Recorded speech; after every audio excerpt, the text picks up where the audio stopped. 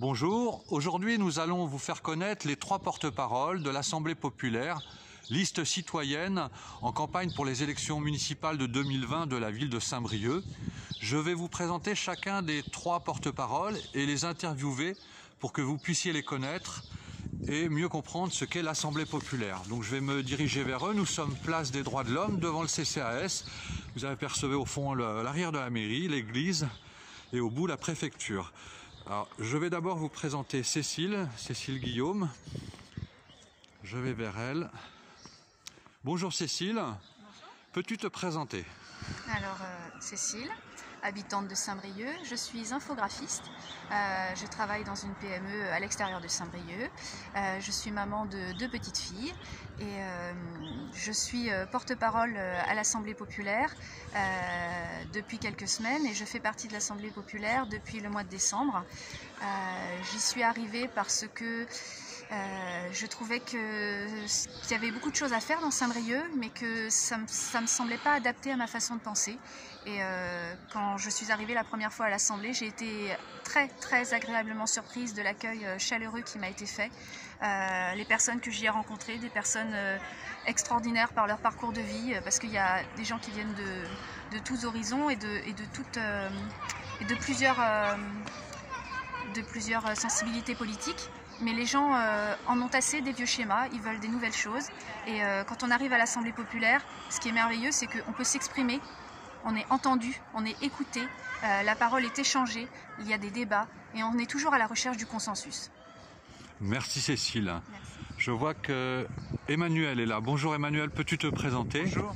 Moi je suis Emmanuel de Brécy, j'ai 53 ans dans quelques jours. Bonne année. Oui. Je suis le père de 5 filles et je suis boulanger bio à Saint-Brieuc.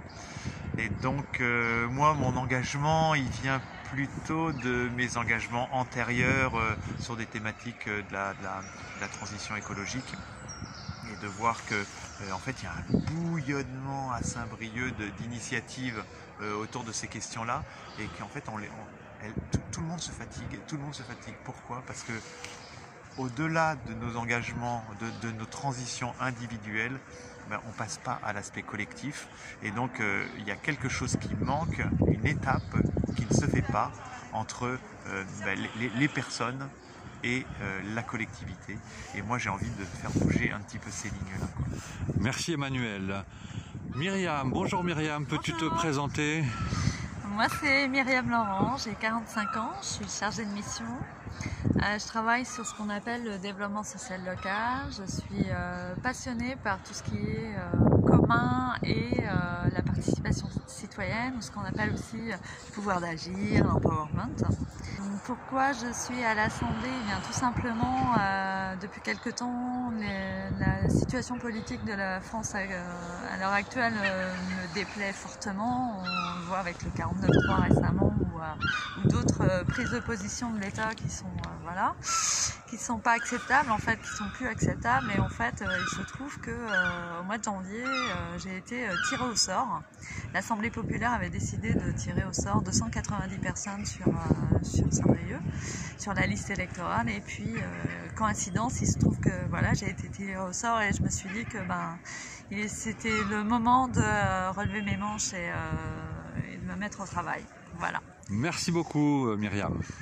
Que pouvez-vous dire aux briochins qui ne comprennent pas ce qu'est l'Assemblée populaire? L'Assemblée populaire, c'est un groupe de personnes qui est là représenté par un collectif de 3 et un groupe de personnes qui s'est rassemblé pour changer la manière de faire la politique, de faire une politique horizontale, plus proche des citoyens. En fait, c'est né à plusieurs endroits à Saint-Brieuc, à peu près fin 2019, plutôt mi-2019, pardon. Et puis, à un moment, on s'est dit, ce serait vraiment cool de faire une liste citoyenne à Saint-Brieuc. Et en regroupant des personnes très diverses, venant de milieux très variés, d'âges très changeants également, on se rend compte que au niveau programmatique, on sort des trucs qui sont excellents parce qu'il y a plein d'innovations, des choses de bon sens, des choses simples. Et quand on donne la parole aux gens, ils ont des choses à dire. Super, merci beaucoup. L'Assemblée populaire, en fait, ce qu'elle propose, c'est aux habitants de Saint-Brieuc de se réapproprier les décisions et surtout leur environnement de vie en fait. Donc oui. Être force de proposition sur ce qui les concerne dans leur quotidien. D'accord. De tous les jours, la façon de se déplacer, la façon de s'alimenter, voilà. Et de décider ce qui est le mieux pour eux et de prendre le meilleur. D'accord, très bien. Alors j'aurais une deuxième question. Que diriez-vous aux Briochins concernant l'enjeu des élections municipales 2020 et ce qui démarque l'Assemblée populaire des autres listes ? Comme nous venons de l'indiquer, nous n'arrivons pas avec un programme tout fait, dicté par un parti national qui nous financerait, qui nous manipulerait. Nous sommes des citoyens, donc la campagne c'est nous, avec nos moyens, nos possibilités, nos compétences, nos richesses. Et nous n'allons pas imposer notre point de vue et nos décisions aux habitants, à nos voisins, à nos amis. Ce que nous souhaitons, c'est travailler tous ensemble pour établir finalement, pas le programme, mais pour construire notre avenir. Les projets. Et les projets. Parce qu'après le programme, on passe au projet. Après, on passe au Parce projet. que le centre de nos travaux, ça a été de bosser sur la façon d'engager les personnes dans une nouvelle façon de fabriquer la ville, de leur donner envie de s'impliquer un petit peu plus et de donner la possibilité aux collectifs qui sont très forts à Saint-Brieuc. Il y a un foisonnement de projets qui existent sur le territoire et ceux-là, on leur donne pas la possibilité de vivre. Nous, ce qu'on a voulu, c'est de changer les pratiques pour leur permettre d'exister. D'accord, très bien. Donc ça se matérialise comment? C'est une vraie gouvernance partagée. Donc il y aura un conseil municipal comme ce qui se fait actuellement. Mais il y a aussi l'idée, pas qu'une idée, si on est élu, on le mettra en place tout de suite parce que c'est la base de tout projet, du projet même. Créer un conseil communal citoyen avec 43 citoyens tirés au sort. Ah oui, qui fera aussi la balance avec le conseil communal. Il y a aussi l'idée de mettre en place des assemblées citoyennes dans les quartiers. Alors pas forcément les quartiers comme on les connaît actuellement, mais ça peut être une assemblée à l'échelle de la rue. Dès l'instant où des habitants ont envie de se mettre ensemble pour décider ensemble de ce qui se fait dans leur rue, à leur niveau, nous sommes ouverts pour tout entendre à ce niveau-là et ces assemblées vont permettre aussi aux habitants de s'impliquer dans la gouvernance de la ville, mais aussi et là j'ai oublié mon idée. Oui, c'est pas grave. Donc de s'impliquer et aussi de pouvoir être acteur. Oui, tout à fait. Oui.